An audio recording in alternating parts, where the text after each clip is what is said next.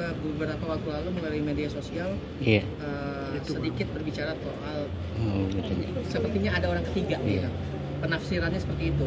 Mungkin bisa dijelaskan Mbak seperti apa? Benarkah kabar adanya orang ketiga itu? Itu benar. Karena yang saya sampaikan ya nggak mungkin berita bohong loh. Dan semua yang saya itu ya karena ada bukti-buktinya. Benarkah orang ketiga itu mantan karyawan? Iya. Sudah berapa lama itu terjadi? Sudah cukup lama. Ada sekitar 2-3 tahun belakangan? 1 tahun. Oh, 1 tahunan belakangan. Oke, sampai sekarang apakah dia ada komunikasi atau Mbak ada komunikasi ke dia terkait hal ini? Ke dia siapa ya? Ke pihak ketiga itu gitu kan, Mbak kenal kan? Oh, saya gitu. Pernah ke rumahnya sih. Kalau bisa diselesaikan baik-baik, karena saya nggak mau keributan ya. Nggak mau keributan. Kamu maunya gimana? Nah, tapi pas ketika saya di sana, ya justru saya malah disuruh pulang. Oleh si pihak ketiga atau orang tuanya? Oke Mbak, apakah ini dampak pengaruh buruk dari kawan-kawannya Bang PS sendiri Mbak?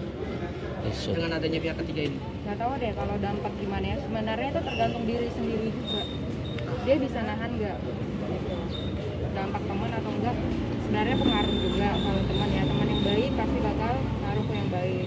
Kalau teman tidak baik pasti ngaruhnya juga ke tidak baik. Dan kalaupun dia sama orang yang tidak baik, kalau imannya kuat itu nggak bakal terpengaruh. Mbak, ini kan sebelumnya pada awal tuh masih menutupi ya soal penyebab kesalahan berulang ini ya, dan kenapa akhirnya gitu loh, apalagi di itu karena saya benar-benar capek ya. Capek itu saya harus nyari rezeki ya buat anak-anak saya. Yang kemarin katanya dia udah transfer duit, itu baru transfer itu bulan ini. Jadi kalau dia ngomong, saya harus selalu ngasih kok. Iya, selalu ngasih. Tapi kan kemarin ada yang enggak. Dan itu baru ditransfer itu bulan Februari ini. Oh, baru bulan Februari ini. Setelah di spill sosial media ada reaksi ya, Bang Putra sendiri ada, dia bilang kalau itu yang buat kamu puas ya udah lakuin aja. Tapi anak-anak kita yang bakal jadi korban. Iya, anak-anak kita bakal jadi korban. Tapi penyebabnya ya karena kamu nggak bisa nahan diri kamu. Saya juga nggak bisa nahan diri saya karena saya harus mikirin anak-anak saya. Saya harus kerja sekarang. Terus belum lagi mikirin tentang ini, persidangan ini gitu. Berarti komunikasi soal pertengkaran ini dari situ ya? Iya, makanya mungkin saya udah nggak bisa nahan ya. Sementara dia harus ngelindungin orang lain, bukan saya yang dilindungi. Masih berhubungan nggak sih sama pihak ketiga ini sampai saat ini? Yang Mbak tahu? Enggak ya? setelah ada hal ini mereka sudah selesai gitu Mbak, atau nggak tahu mereka udah selesai apa belum, karena kan saya nggak ngikutin nih, saya nggak ada di rumah, saya nggak tahu mereka udah selesai atau masih. Jadi Mbak Septi nggak tahu nih hubungan itu masih berlanjut atau enggak. Tapi dari pihak ketiga ini udah minta maaf ke Mbak Septi? Nggak sama sekali, justru dia ngerasa di belakang gue ada Putra Siregar, nggak ada yang bisa ngalangin gue gitu. Mbak Septi sendiri ini kan katanya setahun yang lalu ya sudah adanya orang ketiga. Mbak Septi awal mula tahunya dari bagaimana? Curiga gitu. Mbak Septi mergoki atau main handphone terus. Main handphone terus. Jadi ada kecurigaan dari situ ya Mbak? Lalu Setelahnya yang ngeliat sendiri, ngeliat dengan mata kepala sendiri. Baru benarkah percaya kabar ngelihat dengan mata kepala sendiri PS check-in sama dia?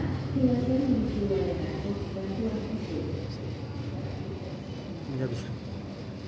Mungkin kembali lagi ini materi pokok. Oh iya. Jadi belum bisa tetap.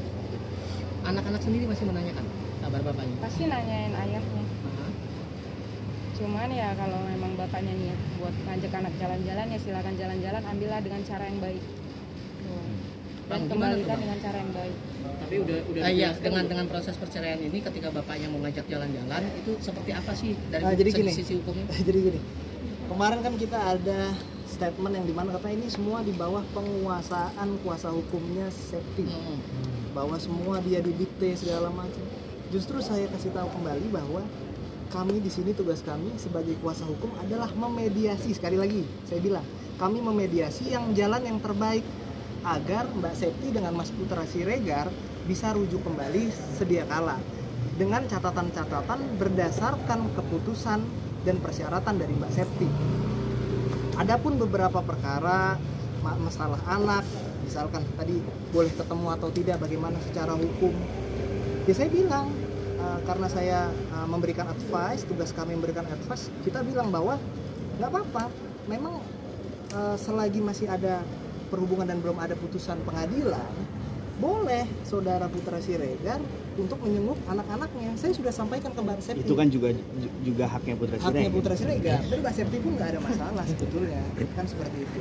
Hanya terkadang yang ada di pembicaraan luas ini berbeda dengan hasil di fakta di lapangan, seperti itu. Terkait postingan kemarin Pak, itu apa salah satu curahan hati yang membahas cincin perkawinan yang di Instagram? Oh, saya lihat sendiri cincin perempuan itu sama banget sama cincin saya. Apakah ada Jadi dugaan? saya udah ganti cincinnya karena saya nggak mau sama. Mbak Septi, Cincin dan baju ya? Ini ada perubahan dari Putra Siregar kah? Setahun belakangan ya ada perubahan banget lah. Seperti apa Mbak perubahannya?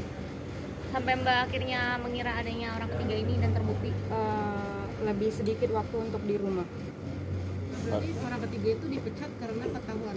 Dia nggak dipecat tapi dia mengundurkan diri. Setelah ketahuan ya? Nggak setelah ketahuan.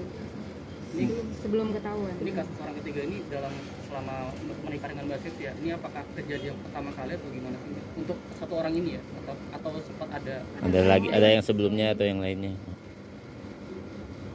Karena Mbak sendiri kan bilang ini sesuatu yang terus berulang. Biar nggak simpang siur. Iya, biar. Ya, pada intinya teman-teman udah ngeliat sendiri bahwa peristiwa ini terjadi karena apa yang sudah Mbak Septi spill kemarin.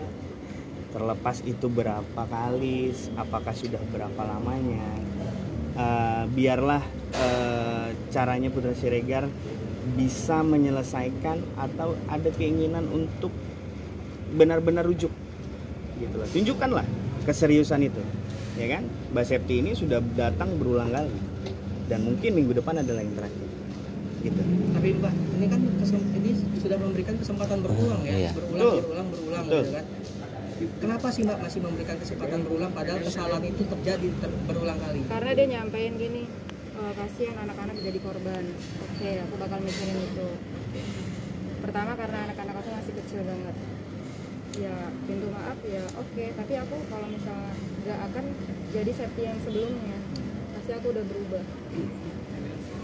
Kasih kesempatan karena dia ngomongnya gini, ya saya pasti akan mempertahankan keluarga saya, itu yang disampaikan. Makanya saya selalu ngasih kesempatan buat Bang Putra. Septi yang tidak Septi yang dulu. Pokoknya kayak gimana? Apa jadi Septi yang kayak gimana? Kalau dulu kan saya super penurut, selalu ngikutin apa yang dia mau. Tapi kalau besok balik, mungkin saya akan lebih mandiri. Enggak, kalau misalnya saya nggak setuju sama apa yang dia omongin, mungkin saya akan bantu. Mandiri dalam segi keuangan atau? Ya mungkin saya akan sambil bekerja ya. Padahal kemarin Bang Putra sempat bilang sudah menyiapkan atau membangun rumah baru, memfasilitasi gitu. Oh itu emang pas lagi sama saya emang rumahnya lagi direnovasi. Jadi disayangkan dengan adanya seperti ini menjadi kosong rumah yang direncanakan sama. Yang buat rumah itu kosong ya dia sendiri, bukan saya.